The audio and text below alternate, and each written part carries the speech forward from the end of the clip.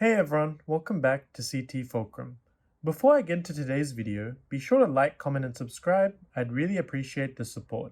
Well, we got it.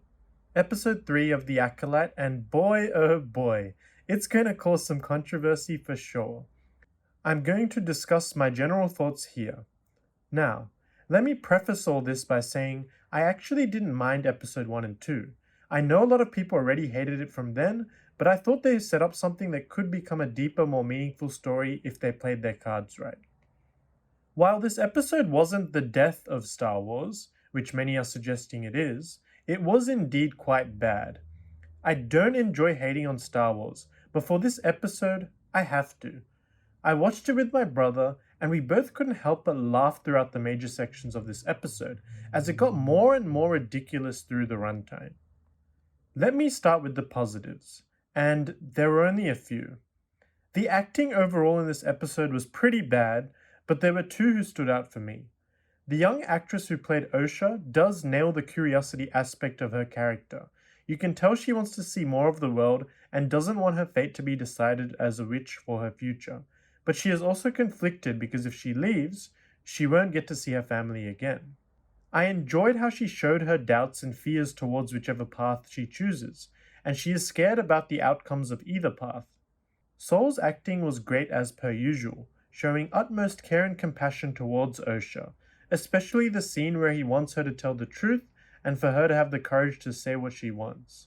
The music in certain scenes was also quite reminiscent of Gladiator, but let's just say the scenes themselves didn't use the music to its potential at all.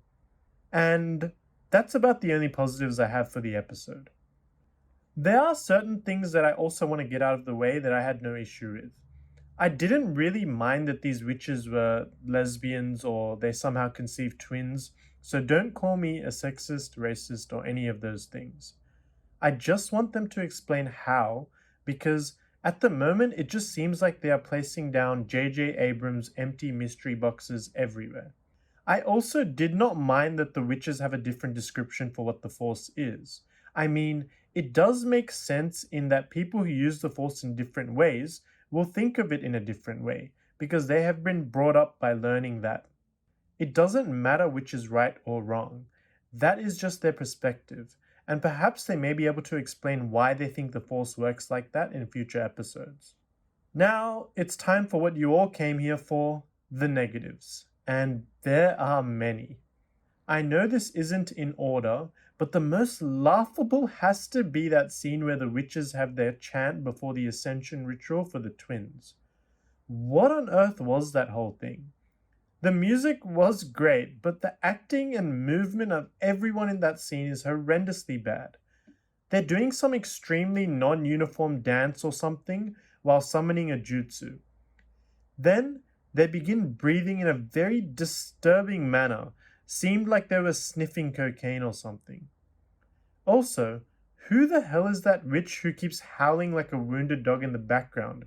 It was off-putting during what they were trying to set up as some epic speech by the main witch mother. These witches themselves, who are they and where do they come from? The Night Sisters I understood. They were the same species, very powerful witches who dominated over the men on their planet. It all made sense for me, and I genuinely enjoyed many of the Night Sister characters.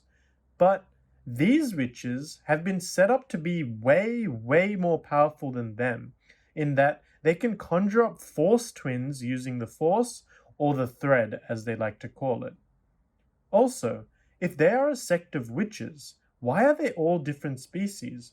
And please don't tell me it's to spread the message of diversity and inclusion. There is even a Zabrak there, which worries me in that they may change the lore about the Night Sisters to accommodate for these Timu rip-off witches. Another thing, if they are indeed so powerful, how did they go nearly extinct and removed from society? There are plenty of criminals who should be removed from society, but they run riot during even peak times of the Republic, so I'm sure they could have lived there and kept to themselves, unless they enjoyed giving harm to others. I didn't think this scene could get any worse, but it does. They start their witch chant, and it literally goes like this. The power of one, the power of two, the power of many.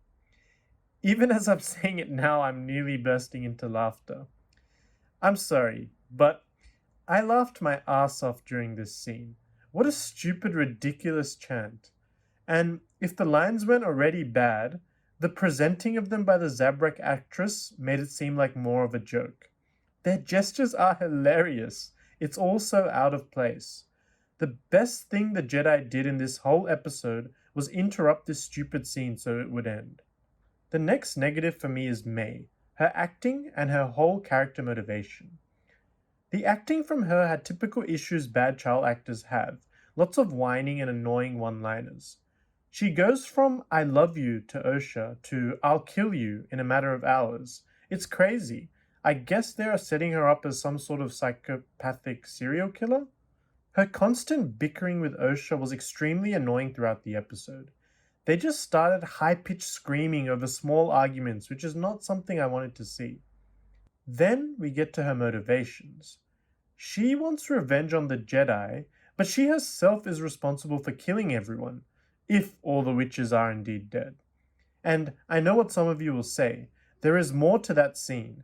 The Jedi are complicit somehow, and even if that is the case, she intentionally started a fire to kill Osha, in which she must have believed she did indeed kill her, up until she saw her 16 years later. It makes no sense. One other thing on May and Osha, why do the younger versions of them look noticeably different, yet the older versions look exactly the same? I understand identical twins can look different, but then why do they look the same when they grow up? Now, I did relatively enjoy the sets and environments during episode 1 and 2, but I didn't so much in this episode. Everything felt much more dull, dark, and cheap, and not in a good way. They seemed more like sets and not lived in areas. It was all filmed nice and close, so you couldn't really see what was going on around the area. My next negative was the scene where Sol saves Osha. Sol, who I'm assuming is a Jedi Master at this point, grabs Osha by the hand to save her. Why on earth did he not use the Force to carry them or push them to safety? We have seen many Force users over the times carry kids using the Force with ease. It is not too difficult a task, and even if he couldn't hold them both, he nearly missed Osha too, just the timing had him get her before she fell as well. Following the supposed death of her whole family and village, the Jedi decide to still take Osha to Coruscant for Jedi training. Okay, let's think logically here. You have a girl who has just lost her whole family and livelihood. You don't really know anything about her family and what powers they possess as well. All you know is she is Force sensitive. With all of these emotions of fear, anger, and resentment dwelling within her, they decide the best course of action is ultimately to train her.